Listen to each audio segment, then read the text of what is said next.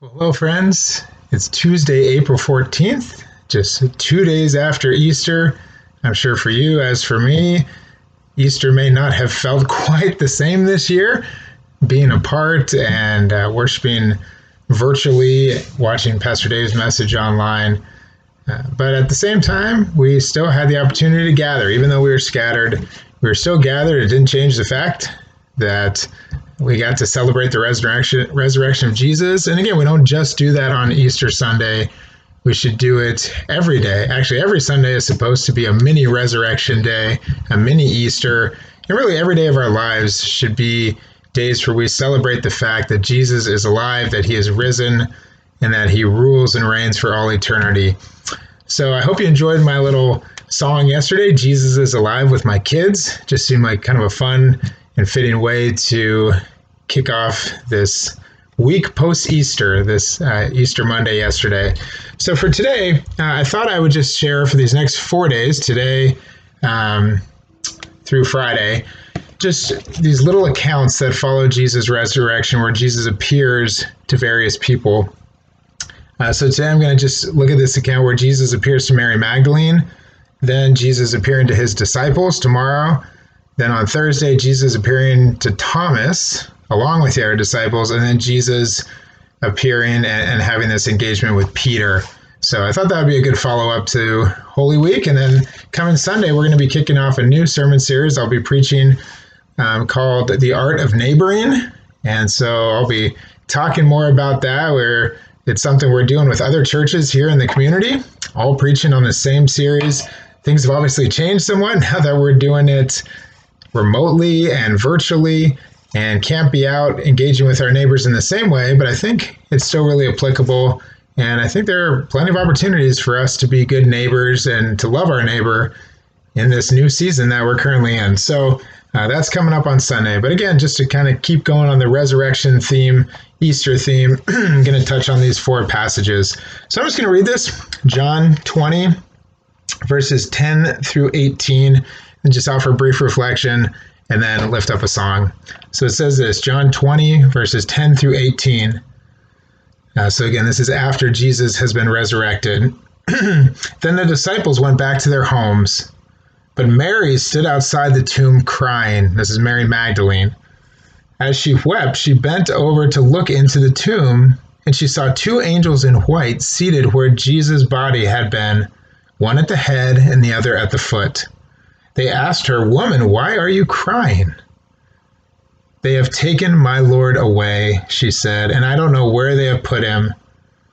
At this, she turned around and saw Jesus standing there, but she did not realize that it was Jesus. "Woman," he said, why are you crying? Who is it that you are looking for?" Thinking he was the gardener, she said, "Sir, if you have carried him away, tell me where you have put him, and I will get him." Jesus said to her, "Mary." She turned toward him and cried out in Aramaic, "Rabboni," which means teacher. Jesus said, "Do not hold on to me, for I have not yet returned to the Father. Go instead to my brothers and tell them I am returning to my Father and your Father, to my God and your God." Mary Magdalene went to the disciples with the news, "I have seen the Lord." And she told them that he had said these things to her. Again, this great passage where Mary Magdalene really becomes the first evangelist, the first one to tell the news of Jesus' resurrection. And what I love, a couple parts in here, I love that Mary mistakes Jesus for the gardener. I think that's just a funny piece that's in here. But again, she's not expecting Jesus to be raised, even though she sees 2 angels in the tomb. You would think that would be kind of a sign that, okay, maybe something pretty big has happened. But again, when you think about it, she's just experienced the grief at the death of a dear friend and the excruciating death with his crucifixion. So I'm sure she's still kind of in shock and mourning and all these things, the grieving that's going on. So even though she sees this pretty visible sign of God's power, God's presence, she still is unsure So she wants to know where this gardener has laid the body so she can go collect him, so she can go collect Jesus. Again, clearly she's dealing with grief. I think all of us, if we had just experienced that, probably wouldn't be in the right mindset either. Then I love this piece where she asks Jesus, where'd you take him? And I love all he says to her is her name, Mary. I talked about that in the Lazarus account. When Jesus says the name Lazarus, come out, he says it with force. I really think here Jesus says it very gently, Mary. And she knows. In that moment, then her eyes are open. She recognizes Jesus for who he is, for her teacher, Rabboni, Rabbi, her Lord, her Savior, this person that she loves. And so really just this amazing moment here. And then Jesus has this kind of odd response where he tells her, don't cling to me, don't hold on to me, for I have not yet returned to the Father. It might seem weird. Why doesn't he just let her have that moment? I think it's a couple things. He wants her to know, on the one hand, before his death and resurrection, Jesus was there with them physically, fully human, all that, and was spending time with them. Now, post-resurrection, this is different. Still the same Jesus, but he is now resurrected from the dead. He hasn't yet been ascended to his Father, but he's not just the same. Things aren't anywhere near the same as they were before. And so I think he wants her to know that. Don't just hold on to me. Things are different now. But I think there's also this really important piece that he wants her to get to work. There is work to be done. It's time to go tell the disciples. It's time for them to start to get this word out that Jesus has been resurrected. Before they were all hiding together, he wanted everyone to keep it a secret. Don't tell anyone who I am. Now it's go tell them. It's go time. It's time to engage in this great commission that he has already given them. And so, or that he's going to give them. So I think it's super important here that, again, he's not being callous to Mary or saying, I don't have time for you, because he is going to spend some more time with the disciples. He doesn't just ascend immediately. So he's going to have time with her. But right now it's, Mary, it's time. It's time to get to work. Go and tell them. And again, I love that Mary is the first evangelist. She goes and tells the disciples, I have seen the Lord, and then tells them everything else that he said.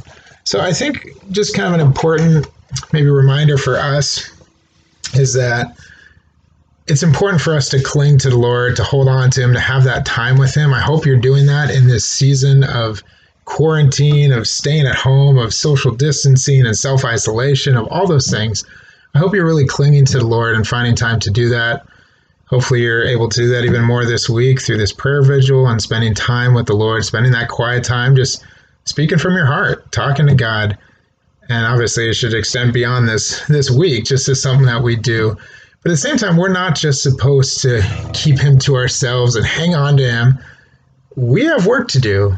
We need to share about the resurrected Jesus. We are just like Mary, just like the disciples, told to go out and let people know.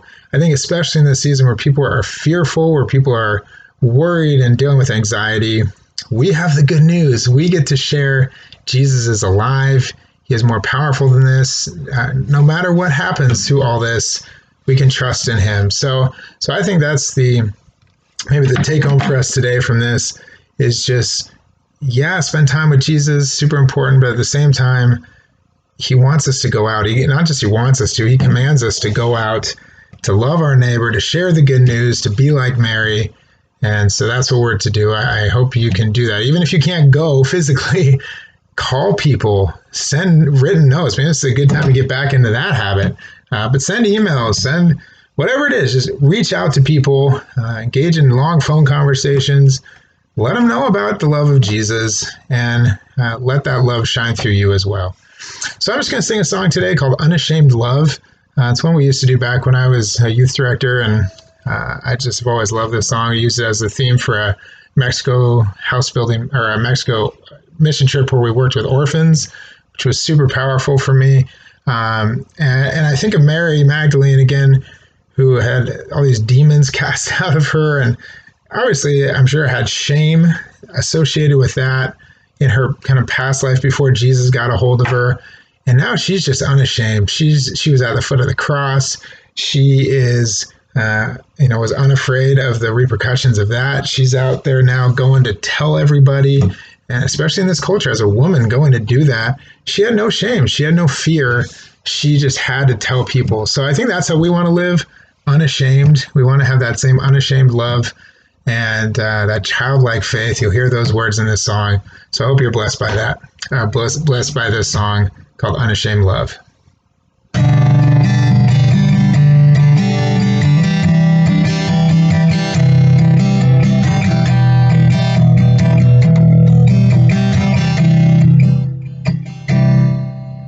You're calling me to lay aside the worries of my day, to quiet down my busy mind and find a hiding place.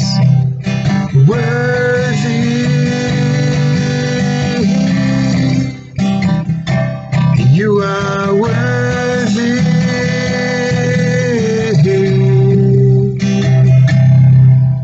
I open up my heart and let my spirit worship yours. I open up my mouth and let a song of praise come forth. Worthy,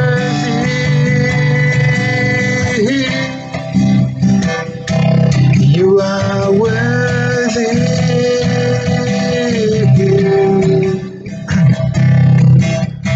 of a childlike faith and of my honest praise, of my unashamed love, and of a holy life, and of my sacrifice, of my unashamed love. You're calling me to lay aside the worries of my day, to quiet down my busy mind and find a hiding place. Worthy, you are worthy.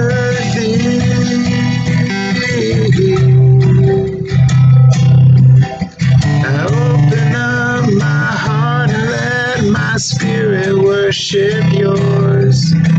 I open up my mouth and let a song of praise come forth. Worthy, you are worthy.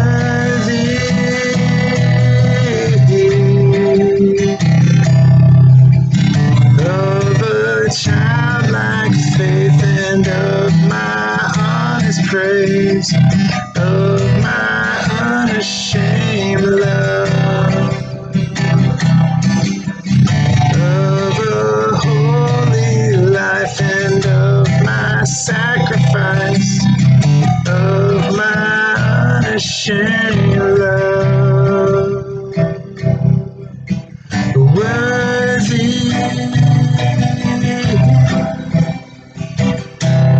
you are worthy.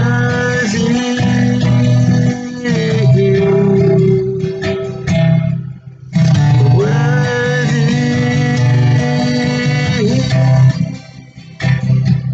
you are worthy.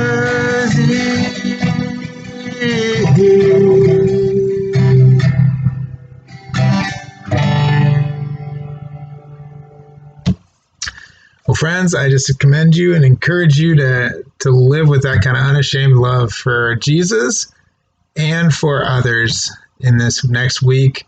And just let the message of the resurrection, again, not be something that we cling to and hold to ourselves, but something that we just have to share with others. People are desperate for it right now, and we have the greatest news to share. So let's be bold in that, however you can get that word out, to share that good news here this week.